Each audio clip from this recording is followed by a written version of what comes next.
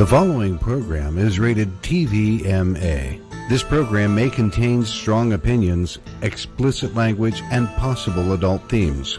The opinions expressed are not necessarily those of the Smoke Free Radio Network or its affiliates. This program is meant for mature adult audience. Viewer and listener discretion is advised. That was interesting.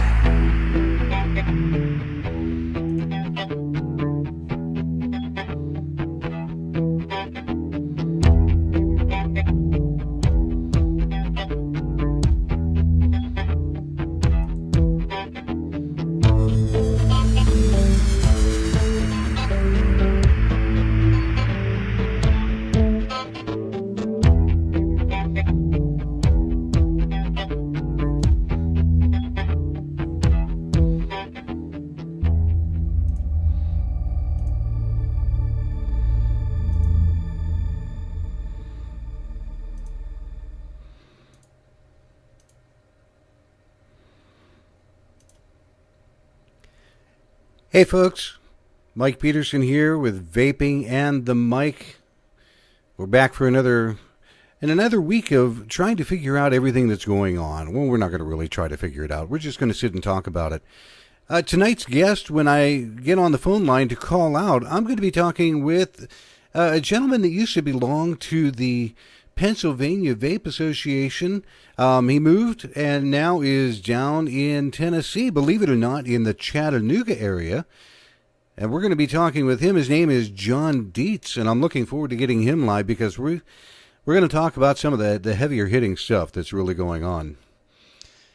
But right now, there's only a couple of things that are honestly on my mind. And one of them, I don't want to call it a news rant, but I'll tell you what.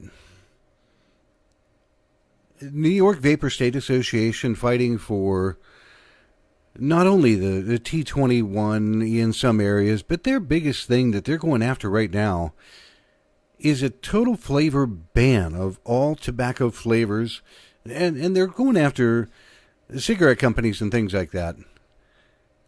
But the main thing that's really going on, and it gets me, is that I turn around and I see so much real apathy that's going on. And there are some people that are just sitting there and they're saying, I don't care about this, or I'm not worried about this, or New Jersey's right behind them.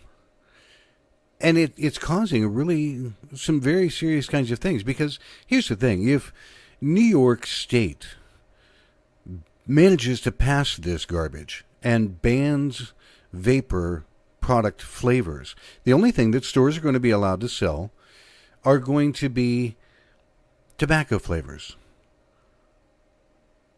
And you know they're going to go out of business doing that. It's not something they can just turn around and make happen and just everything is hunky-dory. There's no way that that's really going to happen.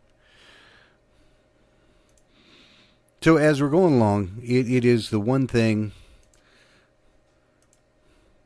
It's the one thing that is so difficult. Because again,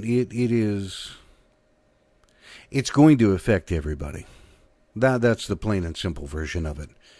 If this is something that turns around and we get kind of smacked in the middle of it, it's going to wash through New York. It's going to turn around and wash through everybody that's happening. It's going to go through everything.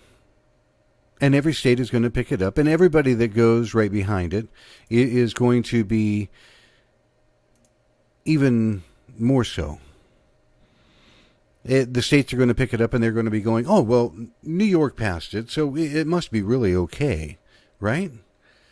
Oh, and let's not forget that we turn around and we saw the same thing happen in San Francisco and San Mateo, the city right below it, turn around and passed flavor bans.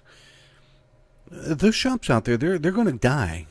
They're just plain out going to up and close. There's nothing else that they can do. And it's a real shame Because if that happens, again, every state following right behind it is going to have just an automatic problem. So here's what we're looking at. If you can jump on the web, and I'll try as I go along to amend some of this, but I'll try to go ahead and get some of the information for the New York State Vapor Association out there. But go and look at their page, and they've got a list of people that you can call. And you can express your concern for what's really going to be going on there. Because, again, we don't want this snowballing. This has got to be something that has to be put to a stop. I know a lot of people have already been speaking about it. I know that a lot of people turning around right now and talking about New York, talking about San Francisco, talking about New Jersey and the taxes that they have. And it's the things that we've got to seriously just kind of grind to a halt and say, no, we're not going to allow this to happen. So if you get the chance, please stop, check them out. New York State Vape Association. They need our help. They need all of the phone lines ringing to talk to these people to say, we've got to really bite this in the butt before it goes any further.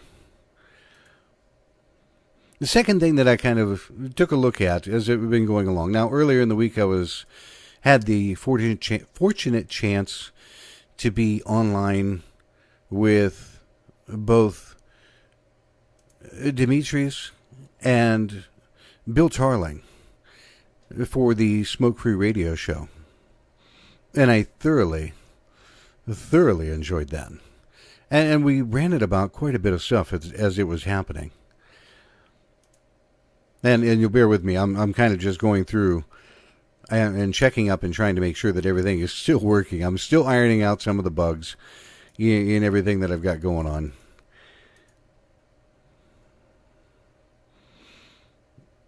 But I'll tell you what, it is, again, disheartening with so much stuff that's going on. And I've got to come back and I've got to take a look and I've got to say, I've only been advocating, if you really want to put it that way, since we started the company, and it's been about 2 years ago for our liquid company. And when I took a look around and I'm looking at all the shops and trying to be able to talk with them and get them to join advocacy in some fashion, it's like, okay, some of them didn't want to play ball. Some of them didn't really worry too much about it. Some of them didn't really want to worry about it. And I figured that was perfectly fine. Until I really started to take a look at the devastation that was going to be happening here in my home state, in Ohio, when we looked at a massive kind of tax that was getting ready to go through. And I'm like, oh my God, you've got to be kidding me. Because at that point, it was wholeheartedly something that would have killed, I don't know how many shops. It would have just leveled them out, let alone the mom and pop shops. If that tax would have passed in Ohio, we would have had a hell of a time. And the larger stores, the chain stores, they would have had to scale back. Now, that starts to affect a lot of the community when you're talking about not being able to purchase as much new product or not being able to purchase as much new hardware. And where are you going to go? Well, the only other place that you're going to be able to go at that point might be online, if you're lucky. Or you might be able to order overseas. But then if you have a problem with it, you're not going to be able to take it back. There's not going to be any tasting, any flavors. So, again, if you guys get the chance, go to New York State Vapor Association. They need your help. New Jersey needs help. They need donations. They've got a GoFundMe page going on right now, and you can take part in that and be able to help them out. But a lot of this is just more about bringing awareness back to the place to say, hey, we're all in this together, and we've all got to kind of fight together, or we're all going to run into massive problem. So now I've ran it a few minutes. I'm really looking forward. I want to give John a quick call. There's a lot of good information that we're going to have trucking right along on that real quick. But first, what we need to do is I need to be able to talk to you about the sponsors for Smoke Free Radio. So I'm going to bring their material up, and we're going to hear this.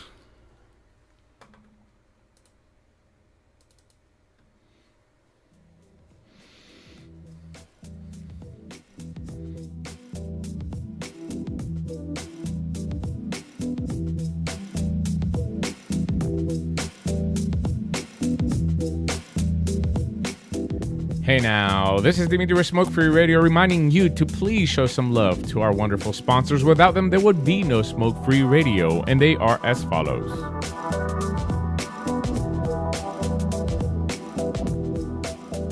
All the way from Florida, Moon Mountain Vapor, with locations in Florida, and their liquid available for wholesale and retail, moonmountainvapor.com.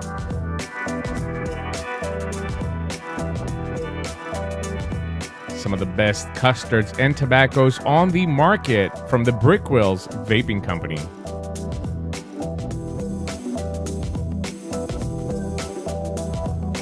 The lovely Shell with a vapor bar. Locations in Texas, Virginia, and West Virginia. And of course online at thevaporbar.com.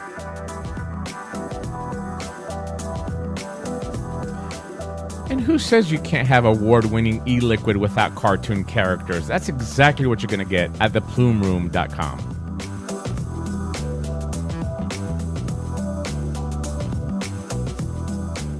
And finally, of course, the Vaping Advocate magazine that has generously provided the telephone lines for you to communicate with us. Thank you for your support.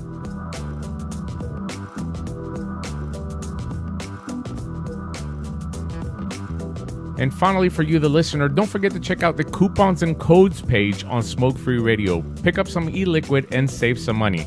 From all of us here at Smoke Free Radio, thank you for your continued support.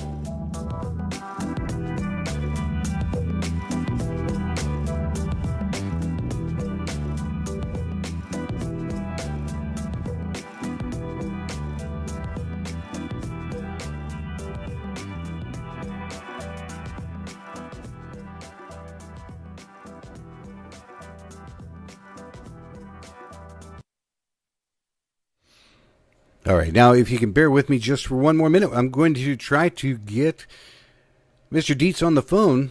And again, this is a whole thing that is running just rampant right now. I'm learning still quite a bit. Give me 1 second here. See if we can't connect him.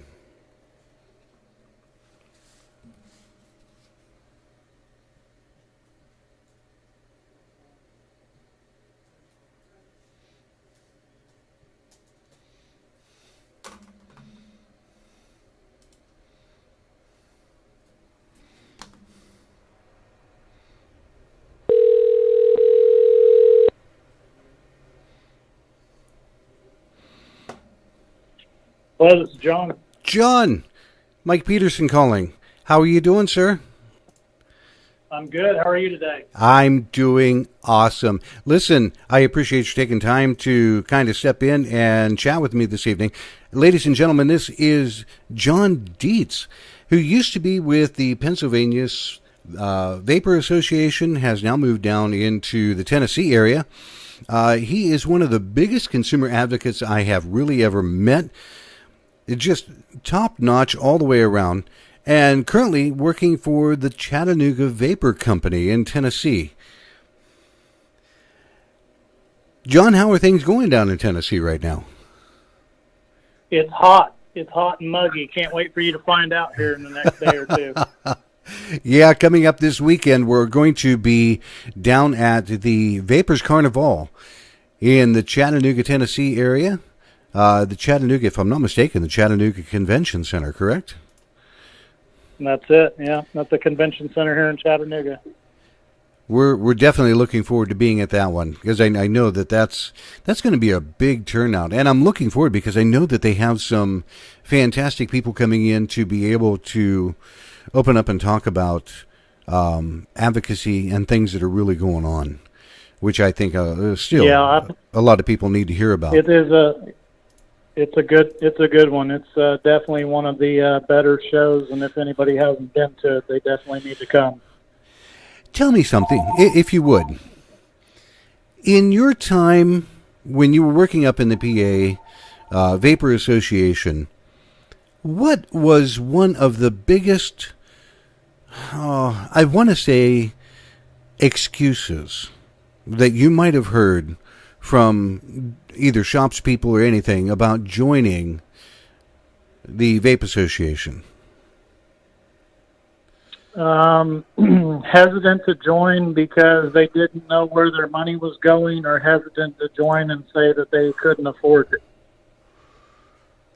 And a lot of that, we both know, there can't be a ton of reason about them not being able. Now, some of the smaller mom and pop shops, I can understand. For them, it might be a little bit tight. But anybody that's got a couple of different stores or a chain of stores, they shouldn't have any problem. Have you noticed any of... No, and most organizations would be prorated as well. I know a lot of them have prorated memberships and tiered memberships for different size of businesses. Have you noticed a difference in mindset between the people that are up in PA and possibly the people that are in Tennessee? Yes, like night and day. We've been very, very fortunate to have the Tennessee Smoke-Free Association here in our state. I was a resident here in Tennessee before I moved to Pennsylvania, and a lot of our lobbying efforts were formed off of the same principles and plans of the Tennessee Smoke-Free Association. Demetrius Sekafiotis and Nicole Crumley, Eric Peterson, and others had propelled the Tennessee Smoke-Free Association in this state to become a really beacon for vapor shops and retailers and the rest of the industry here in this state. Wow. It is one thing that I did notice in being able to talk to Demetrius with the TSFA, and he mentioned that they have kind of an outstanding thing going on when they're looking at their advocacy. They're like 18-0 as far as being able to defeat legislation, and part of that is actually because they have a decent turnout when they're looking at who is actually part of their vapor association. Would you say that's right? I would say that's right. When our trade association decides to say jump, everybody that's on board pretty much says how high and how many more do we need. Wow. It kind of makes you wish that a lot of other states would go right behind in the same kind of fashion. Well, John, you would hope so, but there's other things that come into play with other states and other entities. So I can't really speak on that for those people. No, I can understand that. And the other entities, you're right. There are a lot of stores having a difficult time, but when they start to look at how many other large entities really want to kind of crush vaping, it gets out of hand real quick. Tell me something, if you would. Tell me a little bit about the store that you're working for now, because I know that they have been like on a rampant expansion. Is that right?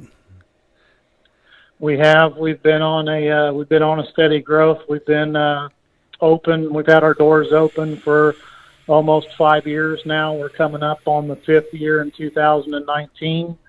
Very humble beginnings. Our owners started from the flea market that's local in Chattanooga and saw the need for the community and started opening up retail stores across the Chattanooga and greater Chattanooga area. We are actually located in 2 states, both Tennessee and Georgia. We belong to the Tennessee Smoke-Free Association, and we've also registered all 8 of our stores as membership with the Georgia State Smoke-Free Association as well. Wow. Now that is something awesome, being able to hold on to two different state associations all at the same time. That's fantastic. Yep. I'm going to go through, I've got a couple of different things, and we'll kind of bend back around here in just a minute. I've got 3 different, what I call rounds, if you will. And round 1 is the one that's called just Easy Street, because it's pretty much just some easier questions. And I'm only going to hit you for a couple of those. They're just simple and fun kind of things. If we were to say, and I'm just going to scroll through these real quick. Do you have in your stores seating for any kind of your regulars that come in? Yes, always. And do you have something there that they might occupy their time with, or do they just kind of come in and hang out? They occupy their time usually with our employees because we're probably the most friendliest shop in Tennessee that I could think of. One of our biggest things is customer service and always giving them the one-on-one attention in our stores. That's awesome, because I know I won't say a lot. There are some stores that I've walked into that look like I don't know what, and their customer service, it needs help sometimes, to say the least. Another one, since you brought up customer service, when people are looking, first-time buyers of any kind of mech mod, a tube mod or just a fully mech box, do your people that work in the stores give a little bit of hands-on or try to show people? Because I know that they can't build by FDA laws. We're not allowed to do a lot of things.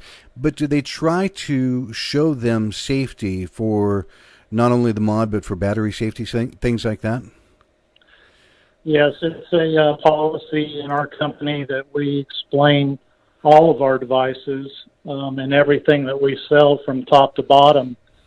We also have a policy that we don't sell advanced devices to beginners that just walk in off the street. That's fantastic, because I know that there were a couple of shops that I journeyed into in my sojourns that they would just very, very basic, very limited kind of anything, and hand somebody a mech, and I'm just sitting back going, really? That kind of scares the hell out of me. Things that have been going on. This one's a little bit of a squeaky question. The things that have been going on about Juul in the news, in politics. What are some of your thoughts? And I won't hold you to anything hard, but what are some of your thoughts about Juul and the things that are going on like that? I believe right now that the media likes to use it as a smear campaign against vaping. That's just my personal opinion. To be honest with you, I was a Juul user for about around a year and a half, almost 2 years. Have you found that they, and this is just from my own personal curiosity, have you found that particular product or device has any greater impact than like a good setup for a smaller mod and possible tank or something like that? I wouldn't say that it has any more better potential than anything else out on the market. It's one of the reasons why they make them on all shapes, sizes, and colors for different reasons. That may be something may be more comfortable to you ergonomically. Something may taste better to you. Everything in this industry is very subjective to the user. That I would wholeheartedly agree on, because you walk into a vape shop, if there's 8 people in there, you're going to see 8 different kinds of setups. There's no doubt about it. Absolutely. I'm going to move right into round 2. These are a little bit more of a serious question, but again, nothing that's really going to make you sit back and go, oh man, I wish I hadn't gotten on the phone with this guy. But these are a little bit different in... This one I wanted to ask somebody a while ago, but this is just, there's no right or wrong answer, okay? But if some customer came into the store and said, hey, there's some guy in the parking lot trying to sell juice out of his vehicle to me, how would you or one of your employees, how might one handle a situation like that? That question has really never came up with any of our employees. As management for the company, if I were to see something of that nature, we would probably ask them to leave our premises. Awesome. Because I know, and I'm asking this of people now, because I'm hearing a lot of chatter when they start to talk about the FDA and the ANPRM and flavor bans in New York and whatnot, and I keep hearing going, well, we'll buy it off the black market.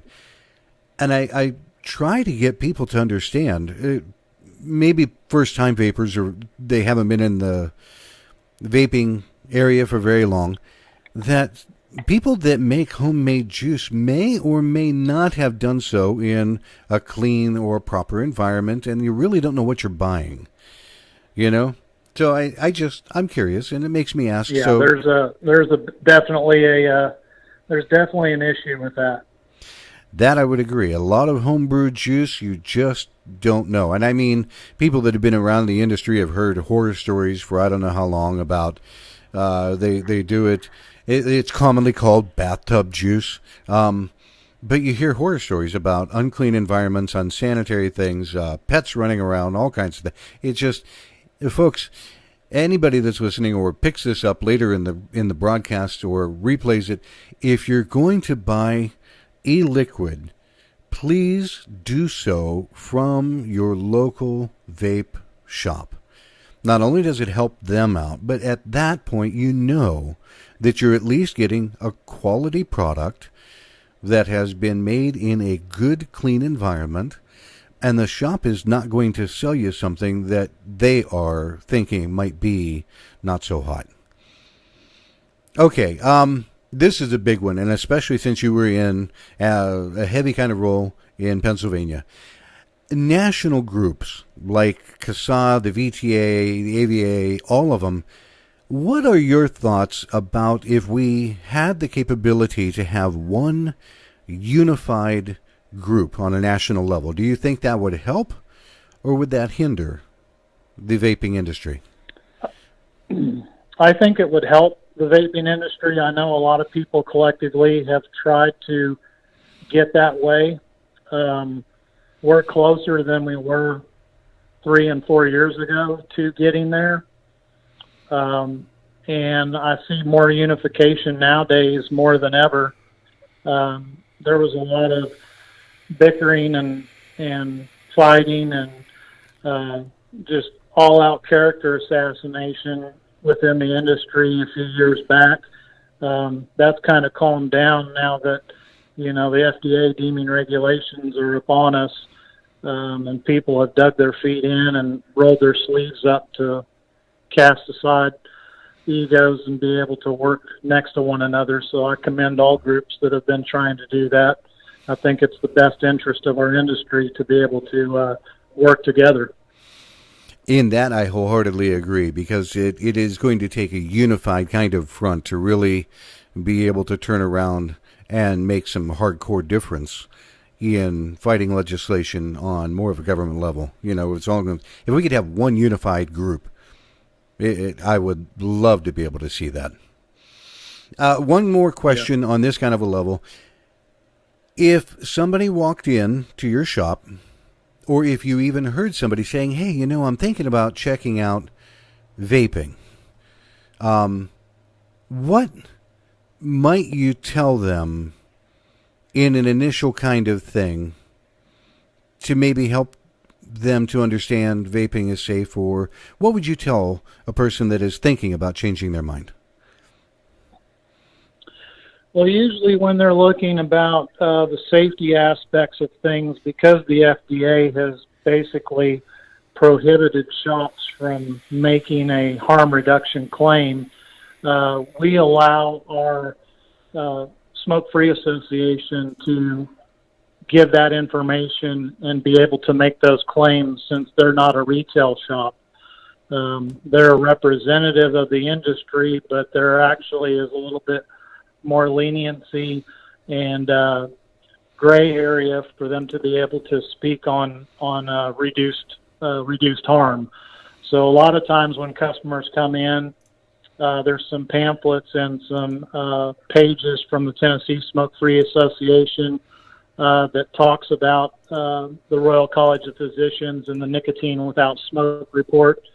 And we allow them to read that and allow them to make their own informed decision before they start on a program like this. Again, we've been told that we can't claim this as smoking cessation, but myself, I like to claim this as smoking intervention. We're intervening with a problem, and everybody that has worked for our company pretty much has been a cigarette smoker at one point in time in their life. I smoked for 22 years and realized it was a problem with me and needed to intervene, and so e-cigarettes were the intervention that helped me lay down smoking. Wow. Now that's awesome. And I like that answer because it gives other people that may be listening and thinking about vaping a little bit more information. They can turn around and say, I might just give that a try. Well, John, I've got one more called round 3. It's called It's WTF Time. And it's not really meant as anything improper by any means, but it is a crazy kind of question just to make you maybe sit back and go, Actually, I'm going to ask you two. The same one that I asked last week, but I'm curious to see what everybody's going to say because I'm starting to take a poll. But if there was a cloud competition between Snoop Dogg and Steven Tyler, who do you think would win? I'd have to say Steven Tyler. Why is that? The reason why I would say Steven Tyler, the man's got pipes. I mean, he's got big lungs. There ain't no doubt about that. That man can carry a high note forever. Okay, one more quick question, and then I'm going to let you go. If you were pulled over by the police, and they walked up because you were vaping in your car, and they walked up and they said, "Dude, you've got more cloud in your car than there are in the sky," what would you say to him? I would ask him if he needed 3 milligram or 6 milligram. That's the way to do it. All right, folks, again, this is John Dietz. John, I really appreciate your coming on and giving me a few minutes of your time. Folks, if you're in the Chattanooga area for the Vapors Carnival, make sure you stop by to the Chattanooga Vapor Company in their various locations. Check out their store. John, do they have an online segment for the company? Yeah, they do. It's ChattanoogaVaporCo.com. Awesome. John, again, I appreciate your time, and I'll catch up with you here probably within the next day or so, but I am definitely looking forward to seeing you at the expo this weekend. That's going to be awesome. Can't wait to see you this weekend. It's going to be a good time. Again, thanks so much for joining me. I really appreciate it. Yes, sir. Anytime. You're welcome. Have a great evening. Hey, you too now. All right. Bye-bye. Bye-bye.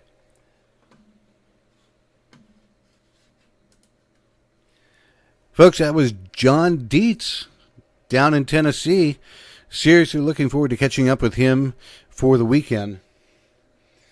And right now I'm going to take just a moment, so you're probably going to see me turn around and look sideways because, again, I'm still working on trying to get everything put together the way that I really want it. I'm going to give our special kind of guest, if you want to put it that way, a quick phone call.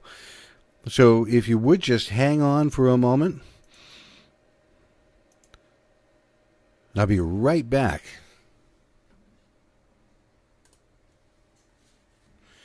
Now I've got to go and look up his phone number. Isn't that just crazy? There it is. Let me transcribe this across.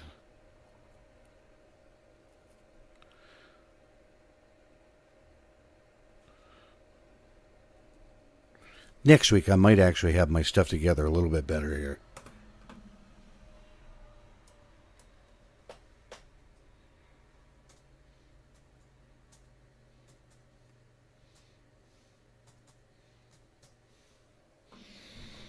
Now we'll see if it can actually connect. The subscriber you have dialed is not in service. If you feel you've received this message in error, please hang up and try your call again. Well, that was not a very happy kind of sound, was it? Let's try this one more time.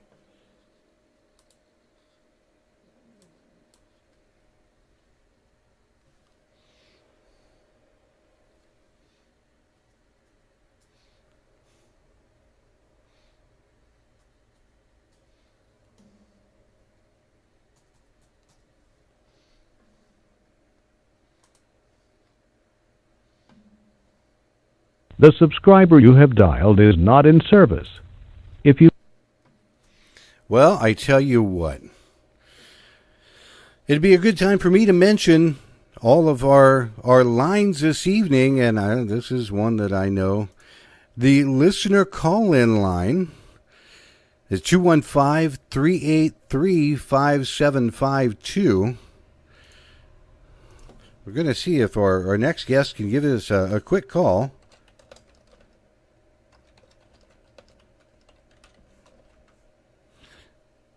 Now I've got to tell him that same phone number, 215-383-5752.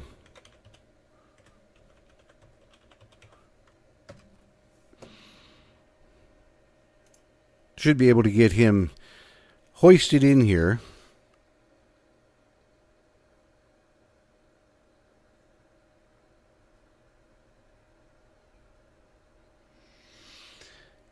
I'm going to take a quick look, and then you're going to see me. I'm going to keep looking over here at the other screen because that's the one that I'm looking for our next guest to dial in. And there he is. Let's see if we can connect.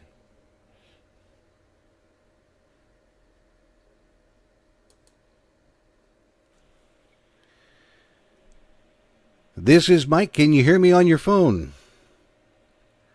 Hey, Mike. How you doing? Oh, fantastic. Ladies and gentlemen, joining me right now is Mr. Alan Davis. Alan, how are you doing this evening? I'm doing fantastic. How about yourself? I'm doing fairly well so far. If I can manage to keep all this stuff running together and not look like an absolute idiot, I might be doing a little bit better. Well, folks, I asked, and Alan has come on.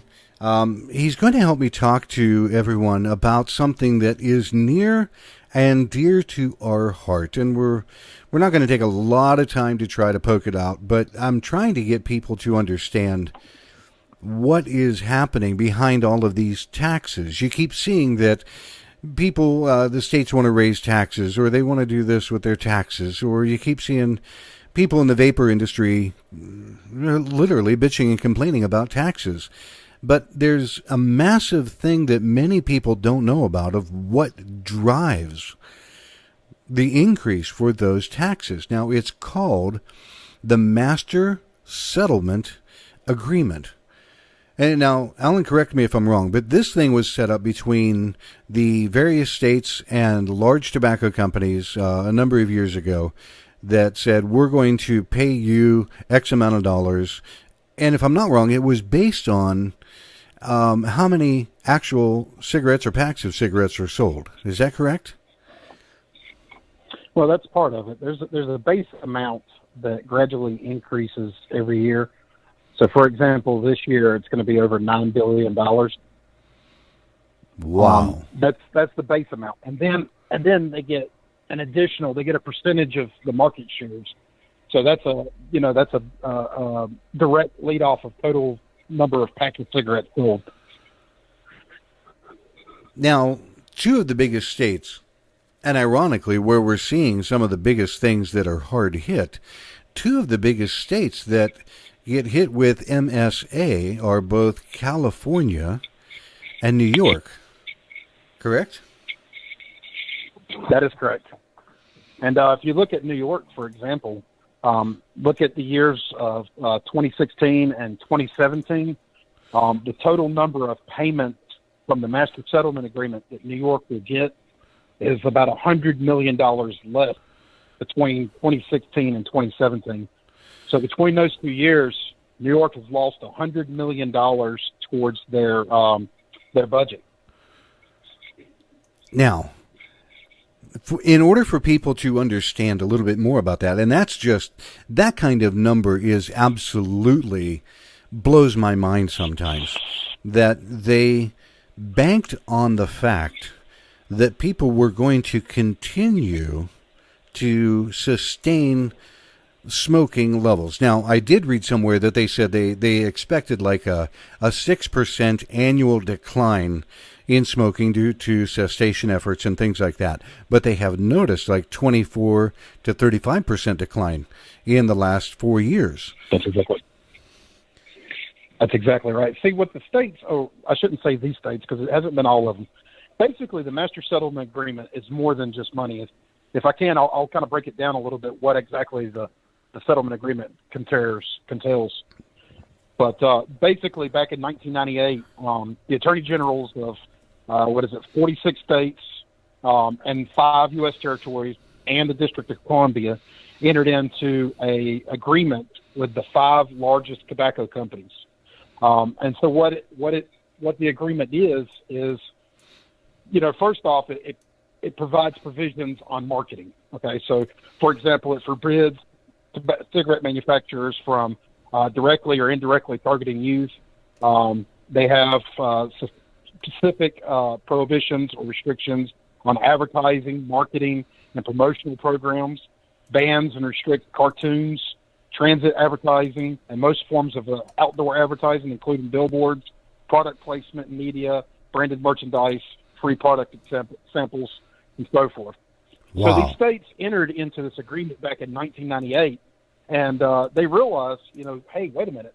What they were supposed to do is they were supposed to spend 100% of that money on tobacco control, basically. It was supposed to be spent to keep kids from smoking. Right. All right. But what a lot of these states did is started taking bonds out against this money, basically taking loans out against the money that they're expecting to start seeing. So, for example, I read somewhere that New Jersey is going to be defaulting on these bonds probably within the next 2 years. And if you'll look, New Jersey is looking at passing a 75% tax on vapor products, not tobacco products, vapor products. And that's one of the biggest things that I try to get people to understand is this is what drives these states to try to recoup some money somehow, that they're blaming vapor products for actually taking away their MSA money. It's really boils down to something that simple, That's exactly right. Now, for the folks that are listening and they're starting to understand a little bit more about the Master Settlement Agreement, there's a secondary hitch to all of this. So it's not just big tobacco companies that are having an outrageous cow, and it's not just the state because they're losing money. Now we are starting to talk about loss of revenue for big pharmaceutical companies and people that make any other kind of NRT, nicotine replacement therapies, whether it's a patch, whether it's a gum that contains nicotine, that they say helps stop smoking, which the failure rate of those is just incredibly stupid. But now these larger pharmaceutical companies are losing revenue on what they counted as a cash cow also.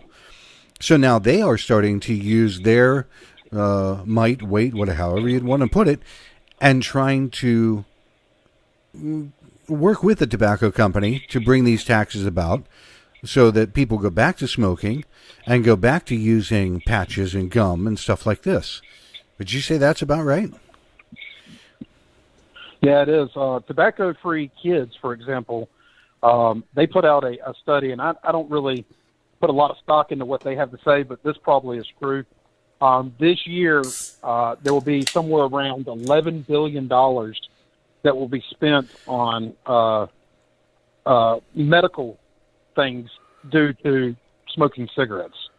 So $10 billion, $11 billion in 1 year for people who are smoking, that's a lot of money lost. Oh, my God. For the pharmaceutical companies. That is something I did not know. I don't know if you're anywhere near a PC. I'm going to throw a screenshot up that I did, and this is just a really quick grab. And I'm not even sure if it is something that people are going to be able to take a good look at. No, I'm not going to.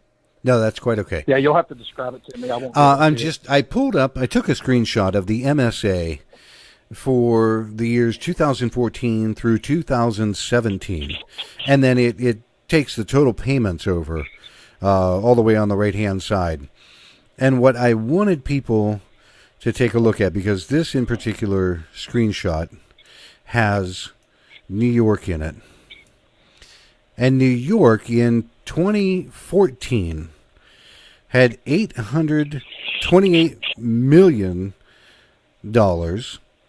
And you can see in 2015, it went down to $714 million. And that's when they started to put some of the taxes into place. So that in 2016, MSA revenue went up to $1.4 billion. And then it turned around in 2017, and I'm just got to make sure that I'm talking. Yep, in 2017, it went from $1.4 billion. It went $1,432 million. It went down to $617 million. And last year, so far, this year, 2018, has been $650 million. But you're right that New York is losing money hand over fist when it comes to anything that we're talking about, the MSA, which is,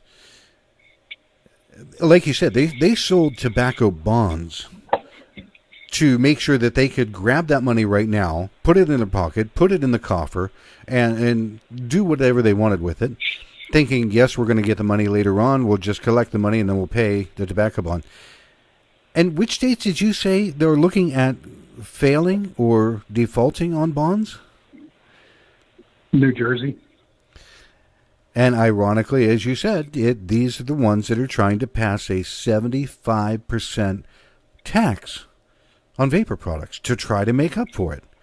I mean, this just literally blows my mind. If you take that diagram that you just put up and you watch the trend, you can almost see into the future of what states are going to start passing, or attempting to pass large tax bills on vapor products just by looking at that chart. I noticed something very similar, which is what made me start to really dig into some of this MSA. But it was one of the reasons why I wanted to give you a call and have you online. In that, I noticed, especially when Ohio put up a 40% tax, and like you said, you could turn around and see where PA, right before they threw up their 40% tax, you could see their MSA money went spiraling out of control. And the people in the state went, oh, shit, what are we going to do? Well, we got to blame somebody because we already spent the money. If you had a chance that you could tell somebody what they might be able to do to... Boy, I don't even know how to phrase this question. Where would you tell somebody to go to look into their state finances, if I could put it that way, to see what money's coming in or what kind of expenditures or anything like that? Is there an easy way to do that? Yeah, well, it's all public record. Okay, so if you Google, for example, I'm in North Carolina, so if I just Google North Carolina Master Settlement, actually, you know what? All you got to do is go to your state's Attorney General website. That's all there. So on that website is where, the amount of money that your state is receiving, and where that money is supposed to be going. It's supposed to be listed there. Another point that I want to bring up too is there's another a group of companies that are losing out tremendously because of this too. And that's your ants. Let's keep in mind the anti-tobacco crowd, the whole master settlement agreement, that money 100% was supposed to go to them. So you've got states, California, for example. California almost spends 100% of their master settlement money on, tobacco control. So the Truth Initiative, for example, they're the ones that have thrown up the new advertisements that the tobacco companies have a flavor menu or have a candy menu or whatever. Yeah. They're 100% funded by the master settlement agreement. Wow. So, and these guys, some of these CEOs are making, upwards to $1 million a year. And, if that's the tobacco companies go out of business. That's for something like the Tobacco Free Kids Association or something like that? They're making that kind of money? Yeah, they're making lots of money. I believe it was Bill Tarling that put up the actual tax documents that showed what kind of money these guys are making. It's ironic that an association or something like that is taking money, and you know that they're getting money from donations and funded from different places, but they're taking that kind of money to pay a CEO? That cracks me up. Yeah, it's when you really, regardless of whether you're a vapor, if you don't smoke, congratulations, that's great for you. But when you really break down and start looking into what has happened to this industry because of the greed of the politicians and so forth, it should make every American absolutely angry. And, I think that this is the message that we really got to start getting out to the general public, not just our circles, but everyone. They need to know what is happening to this life-saving industry. The small businesses that are going to be put out of business, the tens of thousands of people that we put out of work simply because of greed. And that's really what it boils down to. That's why I'm trying to reach out to shops and different places, and especially people like you. Now, if you would, take a moment so people can understand, where do you work in the vapor industry? Are you just more of an advocate? Are you part of a group? This way people can hear and understand where you're coming from. I'm a consumer. That's all there is to it. I consider myself an activist. I believe that, activism as opposed to advocacy. Advocacy talks about doing it. Activists go out and do it. And that's all there is to it. Vaping saved my life, and I've got friends who are 100% invested in this, and their entire livelihoods are in this, and I don't want to see it go to waste just because of greed. Now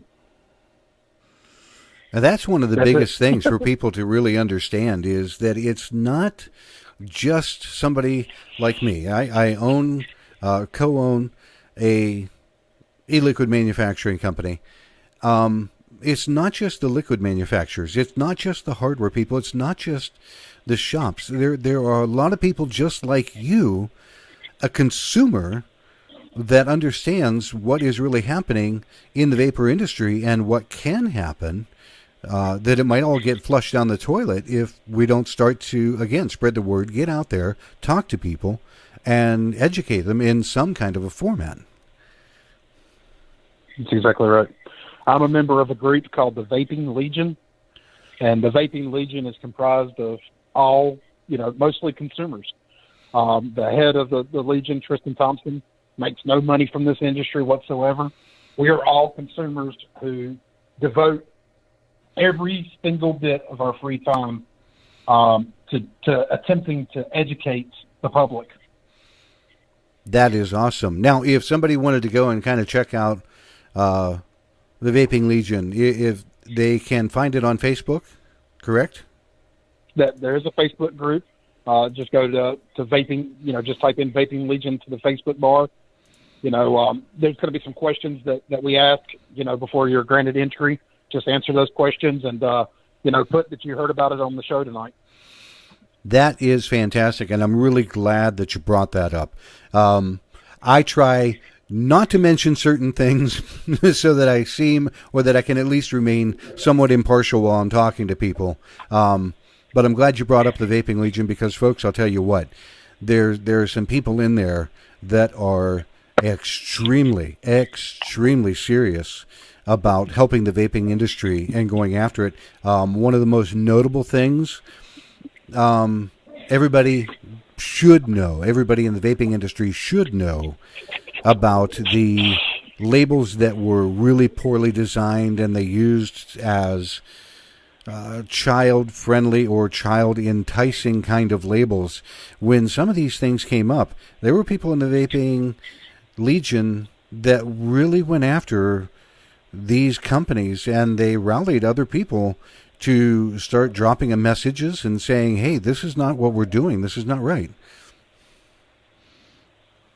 Yeah, we've been saying that now for going on about 4 years about the labels, and it eventually got to a point to where it was so bad that we had to put out what we call the blacklist. And the blacklist is really just the worst of the industry. You can agree with it or disagree with it, but at the end of the day, we know that the anti-vaping crowd, that's their golden bullet to use against us and to really persuade the general public who knows nothing about the industry. So, we've got to do a better job of how we market and how we label. So somebody that once they were able to join the Vaping Legion, they could check out this blacklist and make sure that if they really wanted to pay attention, they could look to see basically what not to buy. Correct? That's exactly right. Exactly right. That is fantastic. Well, Alan, I really appreciate you taking time this evening. I know that you're busy wrapping up and getting ready to truck out to the Vapors Carnival down in Chattanooga, Tennessee this weekend. What booth number are you going to be in? We'll be at 90 seconds. Booth 617. Booth 617? Yes, sir. Fantastic. I know I'm going to be right down there, right next to Arca Packery in booth 7, so I'll make sure that I swing over. I really want to catch up with you guys, shake hands, be able to meet you in person. But again, I really seriously appreciate you taking time this evening to help flesh out some different understandings about the MSA. Yes, sir. And if anybody 60 has seconds. any questions that I can help you with, I'm always available on Facebook. My name is Alan Davis. Just look me up, shoot me a PM. If I don't know the answer, I'll do everything in my power to find it for you. That is fantastic. Folks, Alan Davis, consumer activist and all-around nice guy. I appreciate you joining, and I'll catch up with you this weekend. All right, sir. Good night. Take care now.